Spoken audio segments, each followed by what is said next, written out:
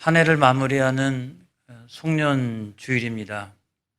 이때 가장 합당한 시가 있어서 소개를 하는데요. 박노해 시인의 올해의 귀인이라고 하는 시입니다. 같이 한번 읽어보겠습니다. 12월의 밤이 깊으면 고요히 방에 홀로 앉아 수첩을 펴고 한 해를 돌아본다. 나에게 선물로 다가온 올해의 귀인은 누구였던가? 나를 남김없이 불살라 빛나던 올해의 시간은 언제였던가? 세상을 조금 더 희망 쪽으로 밀어올린 올해의 선업은 무엇이었던가? 아, 누구보다 열심히 살았던 올 한 해, 나는 누구에게 상처를 준 사람이었던가? 누구에게 모질었던 그늘이었던가? 누구를 딛고 올라선 열정이었던가? 가만 눈이 내리고 여명이 밝아온다. 새해에는 나 또한 누군가의 선물이 되고 별의 시간이 되는 올해의 귀인이기를. 아멘. 이때 또한 가장 합당한 말씀이 오늘 본문이라고 생각합니다. 오늘 본문을 굳이 제목을 정하면 회개와 열매죠. 우리는 종말의 징조를 보면서 두려워합니다. 요즘에도 보면 강대국끼리의 전쟁 위기가 고조되어지고 있습니다. 세계적으로 또 이상기후 현상이 급속도로 확산되어지고 있고, 또 팬데믹 같은 두 개 대륙 이상의 전염병들이 속출하고 있습니다. 뿐만 아니라 또 이상한 사이비 종교들도 계속해서 영향을 떨치고 있습니다. 이런 현상들을 보면서 우리는 종말의 징조구나 생각하고 두려워하는 마음을 갖게 됩니다. 그럼에도 불구하고 이 죄의 결과에 대해서는 코웃음을 칩니다. 이 죄의 결과가 얼마나 두려운 일인가 하는 것을 생각하지 못하고 그거를 우습게 여기는 경우가 많이 있습니다. 이런 일은 결코 나에게 일어나지 않을 거야. 당신은 뭘 믿는 거야? 그걸 뭐하러 믿어? 믿으려면 나를 믿어. 이러면서 죄의 결과가 얼마나 두려운지를 잘 깨닫지 못하고 한 해를 마무리하는 경우가 많이 있습니다. 여러분, 오늘 성경 말씀은 그 죄의 결과가 얼마나 두려운가, 이것으로부터 시작하고 있습니다. 회개하지 아니하면 망하리로다. 여러분, 성경 말씀 5절에 보니까 그렇게 되어 있어요. 다 같이 시작. 너희에게 이르노니 아니라 너희도 만일 회개하지 아니하면 다 이와 같이 망하리라. 당시에는 두 개의 중요한 사건이 있었습니다. 실제적으로 일어난 사건이었습니다. 예수님에게 두어 사람이 찾아와서 이렇게 이야기를 했어요. 예수님, 빌라도가 갈릴리 사람들을 죽여서 그 피로 성전의 제물을 섞었나이다. 이거에 대하여 어떻게 생각하십니까? 여러분, 우리가 아는 빌라도요, 성경에 보면 아주 우유부단한 사람처럼 나옵니다마는 굉장히 폭압적인 사람이었습니다. 역사서를 보게 되면 로마의 강압적인 통치를 그대로 그 식민지에 적용했던 그런 총독이었어요. 이렇기 때문에 그 유대인들 가운데서 가장 저항 의식이 강했던 갈릴리 사람들을 많이 죽였어요. 갈릴리 사람들이 변방에 살고 있었지만 그들은 그와 같은 제국주의를 향해서 끊임없이 저항을 했습니다. 그래서 빌라도가 성전이고 길거리고 어디고 보이는 대로 갈릴리 사람들을 죽이는 그런 일들이 반복되고 있었습니다. 예수님에게 질문을 하고 있는 거예요. 예수님, 이거를 어떻게 생각하십니까? 이런 거죠. 빌라도를 어떻게 생각하십니까? 정치적인 질문이죠. 또 왜 갈릴리 사람들은 이렇게 죽어야 합니까? 이거는 민족적인 질문이죠. 성전에서 이와 같은 일이 일어나면 됩니까? 이거는 제의적인 질문이죠. 오늘날 저에게 그와 같은 질문을 한다면 저는 아마 일제시대를 생각을 할 거예요. 제국주의 반대, 식민지는 독립해야 된다. 그리고 성전은 절대로 침탈되어서는 안 된다. 저는 아마 그렇게 1초도 안 걸려가지고 이야기를 할 거예요. 그 다음번에 일어난 사건은 뭐냐면 예루살렘에 이렇게 성이 있는데 그 다윗의 성벽이 있지 않습니까? 거기 보면 실로암 망대라고 그래서 적군이 쳐들어오면 그걸 감시하기도 하고 방어용으로 이렇게 쌓아놓은 망대가 있는데 그것이 시간이 지나가지고 점점 허물어지기 시작을 했습니다. 그래서 보수공사를 했거든요. 보수공사를 하다가 실수를 해가지고 그 밑으로 사람들이 그냥 지나다니고 있었는데 그 보수공사에서 망대가 무너지는 바람에 생떼 같은 생명 18명이 그 밑에 깔려가지고 죽임을 당했습니다. 예수님에게 사람들이 묻습니다. 신정론을 묻습니다. 신정론을. 하나님은 공의로우신 하나님인데 어찌하여 이와 같은 일이 발생했습니까? 여러분, 이와 같은 질문하는 이유는 무엇일까요? 정치적인 질문, 또는 민족적인 질문, 제의적인 질문, 신정론에 입각한 그런 질문을 하는 이유는 예수님을 아주 곤란하게 만들기 위함이죠. 예수님은 어떻게 생각하십니까? 그래서 예수님이 그거를 답변을 잘 못하면 책을 잡으려고 그런 질문을 하고 있는 것이었습니다. 여러분, 저와 같은 경우에도 목회를 하다 보면 참 이해할 수 없는 일들이 많이 있죠. 어떤 경우에는 갑자기 사랑하는 성도가 사고를 당한다든지, 신앙생활을 잘하고 있는데 어떤 질병이 찾아왔다든지, 이거를 어떻게 저한테 설명하라는 거예요. 제가 신방을 갑니다. 기도해 줍니다. 그리고 심지어는 장례식에 참석을 합니다. 제가 뭘 가지고 설교를 할까요? 이런 때마다 정말 도망치고 싶은 생각이 들어요. 도망치고 싶은 생각이. 그 순간에 하나님의 뜻을 어떻게 전달해야 되나? 내일 장례 예배가 있는데 내가 참석해서 어떻게 하나님을 변호해 드려야 되나? 이걸 가지고 밤새도록 막 이렇게 씨름하고 성경을 보고 하나님, 제가 내일 아침에 뭘 가지고 설교를 할 수 있을까요? 내가 어떤 내용을 가지고 그 병원에 가가지고 안수하면서 제가 기도해야 될까요? 이런 걸 가지고 제가 씨름하면서 불면의 밤을 지낸 적이 한두 번이 아닙니다. 정말 도망치고 싶죠. 여러분, 예수님께서는 그런 질문들에 대해서 시시콜콜 답변하지 않으셨어요. 시시비비를 가리지 않으셨어요. 그러면서 뭐라고 말씀하셨냐면, 야 얘들아, 갈릴리 사람들이 죽었지. 그런데 저 갈릴리 사람들이 너희들보다 더 죄가 많아서 죽은 게 아니야. 실로암 망대가 무너져서 생떼 같은 18명이나 되는 사람이 죽었지. 그런데 지금 이 순간에도 예루살렘 거리를 그냥 지나가고 있는 이 사람들보다 그들이 죄가 더 많아가지고 죽었던 건 결코 아니야. 너희들 모두는 다 죄인이야. 우리는 다 죄의 공동체야. 죄의 연대성을 가지고 있어. 이거를 예수님께서 말씀하셨다는 거예요. 여러분, 어떤 사람들은 그렇게 얘기합니다. 이거 다 빌라도 때문이야, 빌라도.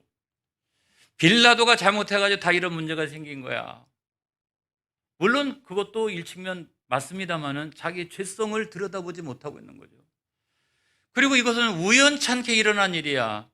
내가 이 일에 끼려고 한 게 아니었어. 그런데 아무튼 이 일이 억지로 나에게 다가왔어. 그렇게 하면서 그걸 가지고 이렇게 변명할 경우도 많이 있습니다.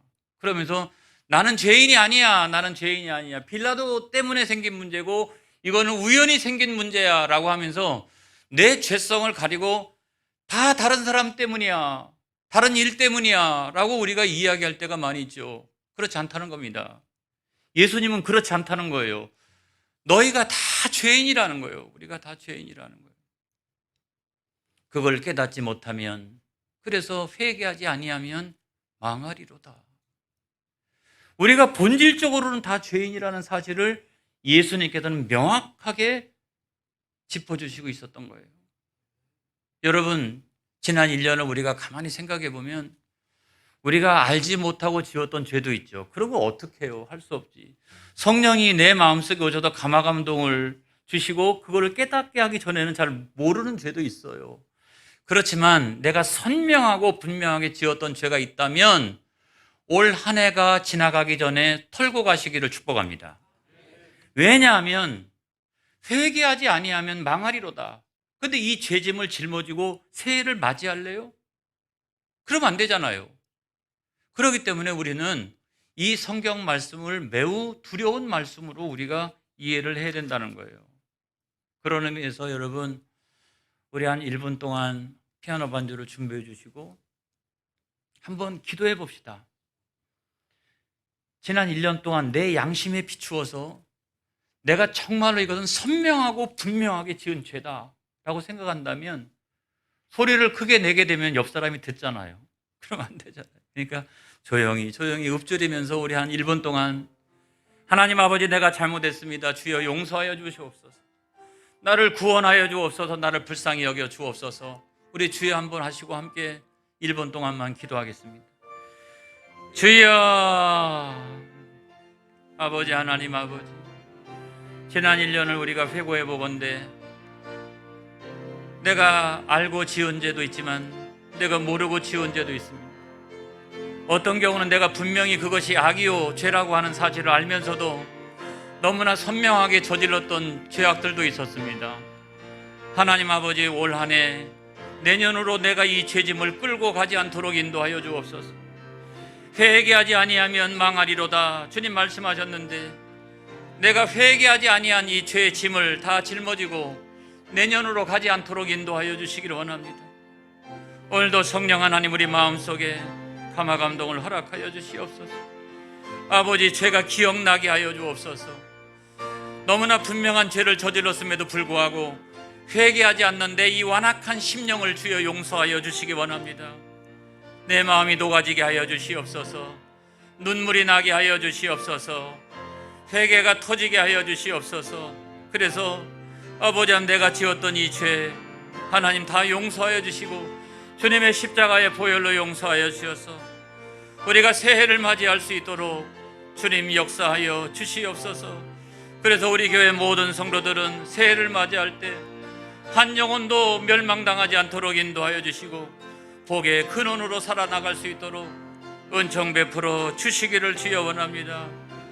오 할렐루야. 우리 하나님 도와주시옵소서. 주님의 보혈, 주님의 보혈, 오직 주님의 은혜, 주님의 은혜로 나를 맑게 씻겨주시옵소서. 주홍빛보다도 더 붉은 내 죄를 주여 씻어주시기를 주여 원합니다. 아버지, 예수님의 이름으로 기도하옵나이다. 여러분, 회개하지 아니하면 우리가 그 죄의 짐을 짊어지게 되는 거예요. 망하리로다. 우리가 두 번째로 잘 해야 될 일은 뭐냐면, 그런 다음에 내 영혼을 잘 가꾸어야 돼요. 아름답게 내 영혼을 잘 가꾸는 저와 여러분이 되어지기를 바랍니다. 그래서 오늘 성경 말씀에 6절에 있잖아요. 6절 보겠습니다. 시작. 이에 비유로 말씀하시되 한 사람이 포도원에 무화과 나무를 심은 것이 있더니 와서 그 열매를 구하였으나 얻지 못한지라 그랬어요. 어떤 포도원 주인이 있었습니다. 근데 포도 농사 안 되겠다 싶어가지고 내가 이제는 무화과 농사를 지어야 되겠다. 그래서 무화과 나무를 막 심기 시작했어요. 그리고 거기를 관리하는 포도원 지기를 투개해서 두루 파게 하고 물도 이렇게 주게 하고 때때로 필요하면 거름도 막 이렇게 주게 해서 관리를 했어요. 몇 년 동안 그렇게 관리를 했습니다. 어떻게 했다고요? 누군가는 심고 그 다음에 파고 또 물 주고 또 거름 주고, 심고 파고 물 주고 거두고, 심고 파고 물 주고 거두고, 이걸 계속해서 그렇게 반복했다는 거예요. 그 이유는 어떤 겁니까? 아름다운 열매를 내가 생각하니까 그 아름다운 열매를 거두기 위해서 그와 같은 노력을 그 포도원 주인과 포도원 지기는 그렇게 했다는 거예요. 여러분, 그와 같은 노력이 있기를 주의 이름으로 축복합니다. 제가 얼마 전에 석학교회 가가지고 축사한 줄 알았더니 권면이더라고요. 제가 권면을 했어요. 권면. 제 밑에서 뭐 한 4년 동안 있었던 부목사가 담임 목사로 취임하니까 제가 가서 권면을 했죠. 어떤 내용을 가지고 권면할까 생각하다가 고린도전서 3장이 생각이 났습니다. 나는 심었고 아볼로는 물을 주었고 오직 자라게 하시는 이는 하나님이시니라. 이걸 가지고 제가 이렇게 권면을 했어요. 여러분, 어떤 측면에서 목사는요, 심는 사람이에요. 지금도 심고 있잖아요. 말씀을 심고 있잖아요. 목사는 심는 사람이라고요. 재직은 뭐 하는 사람일까요? 물을 막 주는 사람이에요. 심겨지면 아멘 하고 물을 주고, 아멘 하고 물을 주고. 근데 여러분, 심기는 심어놨는데 물을 주지 아니하면 어떻게 될까요? 얼마간 자라다가 그냥 죽고 말 거예요. 두 번째로는 심지도 않았는데 막 가서 물을 주면 어떻게 될까요? 거기서 뭐가 생길까요? 여기저기 다니면서 막 그냥 아무 데나 이렇게 물을 주고 막 이렇게 그렇게 하면 거기서 뭐가 생길까요? 잡초만 자라지 거기서 생겨날 게 없는 거예요. 그 다음에 또 세 번째로 보면 뭔가를 심어놨는데 물을 주지진 아니하고 목사님 왜 거기다 심었습니까? 여기다 심지. 그랬더니 다른 사람은 목사님 왜 거기다 심었습니까? 저기다 심지. 또 신촌에 사는 어떤 분들은 왜 신촌에다 안 심고 다른 데다 심었습니까? 여러분, 모든 사람들이 다 그렇게 이야기한다라고 하면 목사는 심을 수 있을까요? 없을까요? 못 심어요. 심을 수가 없어요. 그리고 재직들이 거기 가가지고 합당하게 아멘 아멘 하면서 물을 줘야 되는데 어디다가 여러분 물을 줄 수 있을까요? 거기서도 아무런 역사가 일어나지 않는 거예요. 정답은 뭐냐? 목사는 열심히 지금도 심고 이렇게 성도들은 아멘 하면서 물을 주고 오직 자라게 하시는 이는 하나님이시니라. 할렐루야. 그래서 여러분, 내 영혼을 돌봐야 돼요. 내 영혼을 아름답게 갖고 가야 합니다. 심고 파고 물 주고 거름 주고. 할렐루야. 다 같이 시작. 심고 파고 물 주고 거름 주고.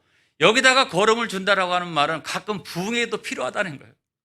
어떤 기도에도 필요하고 말이에요. 그런 기간 동안에 집중적으로 막 거름을 갖다가 다 죽어가려고 하니까 그 소생함이 필요하니까 기도원에 가서 막 열심히 기도하고 부흥회를 통해 가지고 집중적으로 하나님 말씀 듣고 그런 가끔은 거름을 주는 때도 있어야 된다는 거예요. 저는 지난 1년 동안을 생각해 보면 너무 감사해요. 목사가 성경 통독하시라 그랬더니 여러분들이 아멘 하고 막 물을 주기 시작을 했어요. 그래서 어떤 분은 성경 통독을 8번을 한 분이 있어요. 그리고 7번 한 분도 있어요. 6번 하신 분이 2분 계세요. 그리고 5번, 4번, 3번 한 분들은 많고요. 한 번 한 분들은 셀 수가 없어요. 셀 수가 없어요. 너무너무 많아요. 지금도 자기는 뭐 한 번 통독을 했는데도 불구하고 보고하지 않는 그런 분들도 있을 만큼 굉장히 많은 분들이 성경 통독을 했어요. 뭐 하는 겁니까? 말씀을 심고 두루 심령을 파고 거기다가 물을 주고 거름을 주고 자꾸 그러는 거예요. 그 이유가 뭡니까? 영혼이 잘 되면 범사가 잘 되고 강건해지기 때문에 그런 거예요. 어떤 구역에서는 세상에 구역원들 전체가 4만 장을 읽었대요. 4만 장. 그래서 제가 계산을 해봤어요. 성경이 1189장으로 되어져 있는데 한 4만 장 정도를 읽었다라고 하면 몇 번 읽은 거냐? 구역원들 전체로 따져보면 34번을 읽은 거예요. 그 구역이 잘 될 줄로 믿습니다. 중요한 것은 자꾸 하나님 말씀을 심고 그 다음에 물 주고 거름 주고 그렇게 하는 일이 중요한 것이에요. 그 이유는 뭐냐면 영혼이 잘 되면 범사가 잘 되고 강건해지니까. 제가 여러분 웬만한 걸 갖고는 자랑하지도 않아요. 이렇게. 그런데 성도님들이 코로나19 중에 목사님 목회하시느라고 얼마나 힘드세요. 제가 기쁜 소식 전해드릴게요 하면서 저한테 전화 주시는 분들이 있어요. 이거 뭐 교회 앞에다가 자랑할 것도 없고요. 목사님 좋은 일이 하나 생겼어요. 또 어떤 분들도 그렇게 전화 오고. 그래서 교회 안에서 성경 통독을 열심히 하니까 영혼이 잘 되니까 하나님께서 범사로 복을 주시는구나. 성도들의 가정에 놀라운 은혜를 베풀어 주시는구나. 여러분, 제가 그런 분들이 어떠한 분인가라고 생각을 해보니까 자기 영혼을 잘 가꾸어가는 분들이 그런 복을 받더라고요. 그게 특징적인 사실이라는 생각이 들었어요. 세 번째는 뭐냐? 열매를 맺지 못하는 위험하다. 이 말씀을 제가 드리고 싶어요. 자, 7절의 말씀을 보겠습니다. 시작. 포도원 지기에게 이르되 내가 3년을 와서 이 무화과 나무에서 열매를 구하되 얻지 못하니 찍어버리라. 어찌 땅만 버리게 하겠느냐 그랬어요. 자, 여기서 보면은 3년이죠, 3년. 이 3년이 왜 중요하냐?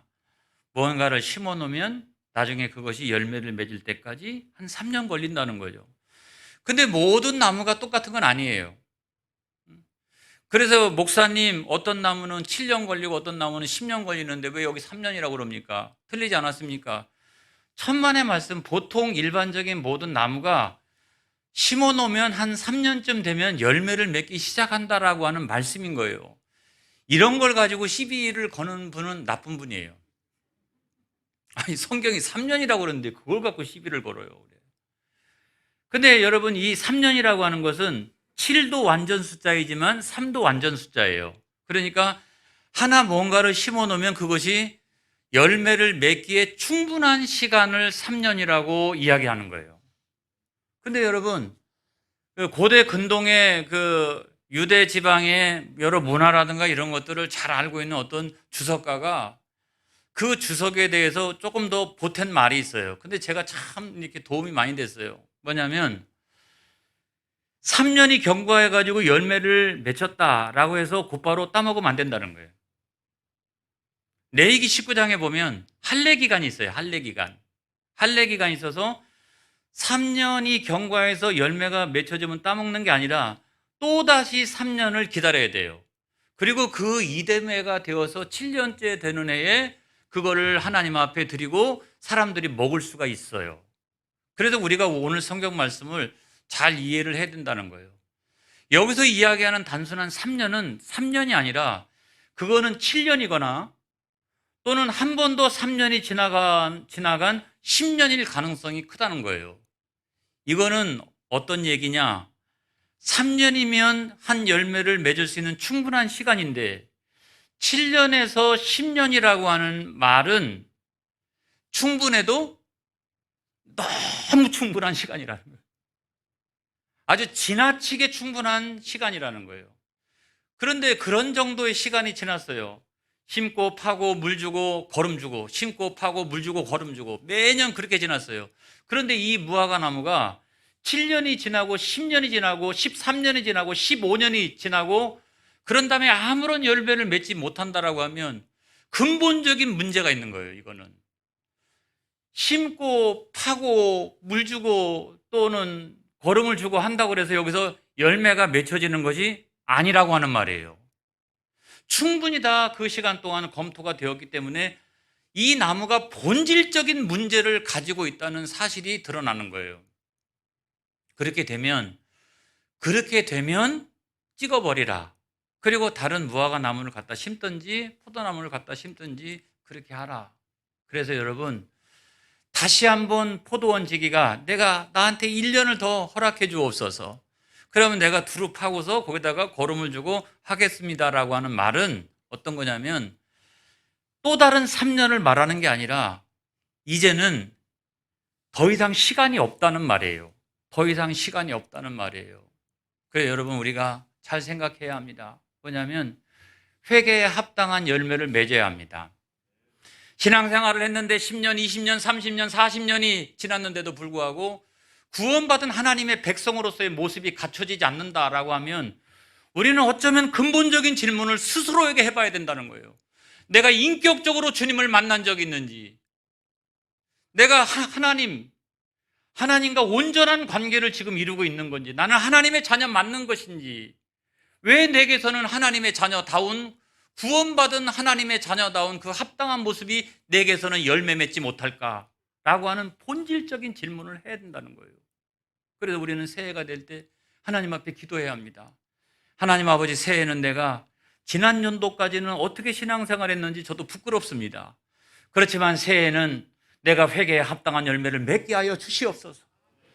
새해에는 내가 구원받은 하나님의 자녀로서 합당한 자가 되게 하여 주시옵소서. 나는 하나님의 자녀가 분명합니다. 그런데 왜 내게는 열매가 없습니까? 성령 하나님 나를 도와주시옵소서. 성령 하나님 나를 도와주시옵소서. 그 열매를 풍성하게 맺어가는 복된 한 해가 되게 하여 주시옵소서. 여러분, 이것이 우리의 기도의 제목이 되어야 하지 않을까? 매년 지나가도 그런 두려운 마음이 없으면 안 돼요. 매년 한 해가 한 해가 지나갈 때마다 거기에 합당한 열매를 맺는 자로 새해를 살아가게 하여 주시옵소서. 그렇게 결단하고 각오하는 저와 여러분 되어지기를 주의 이름으로 축복합니다. 축복합니다. 기도하겠습니다.